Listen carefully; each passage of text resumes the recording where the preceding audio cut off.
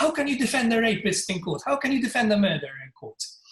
And I think it has to do from the basic presumption, which is fundamental to most Western systems and most systems around the world, where we have what's called the presumption of innocence. Right? So when someone appears before the court, we start off by saying that person is innocent until we prove that person guilty.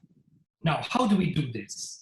We do this by making sure that the prosecution, so the police or the state prosecutor, doesn't simply go wild with everything they have and start pointing all their guns on the accused.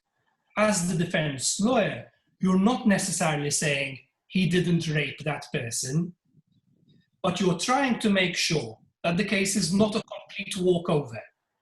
You're making sure that if there is doubt on that person's guilt, you are bringing forward that doubt. Okay, so your duty becomes not so much to say, he's innocent, he should go out again, but your duty becomes that of saying, listen, we can't confirm whether he was actually in that place at 6 p.m. on Sunday, because we have camera footage of him being in another country at that time at 6 p.m. Okay, so if that doubt exists, it's your duty as a lawyer to bring it to the attention of the court, because that could make the difference between sending someone innocent to prison or not. Now, we're often misled by these situations because you hear of the terms guilty or not guilty being used, particularly in the media.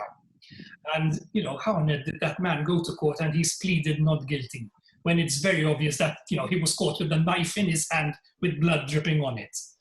So remember that often the terms we use in court do not translate directly to what we use in conversation. So not guilty doesn't technically mean he didn't do it. Not guilty means you don't have enough information at this point to send him directly to prison.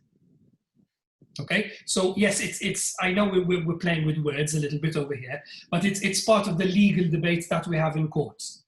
The presumption of innocence is obviously fundamental, because if we didn't have this presumption of innocence, you know, it would be back to the Middle Ages, where simply if I didn't like your face, I'd send you to prison. Obviously, every legal system in most parts of the world have you know, evolved from that basic form of non-justice. We've moved ahead from witch trials, where, you know, you threw someone in the water, and if you sank, you were innocent, and if you floated, you were guilty. So, you know, you were guilty either way. So we have a process. You know, this is where legal debate comes into it. We analyze someone's guilt or not guilt by making sure that there is no doubt or no reasonable doubt that that person has done that criminal offense.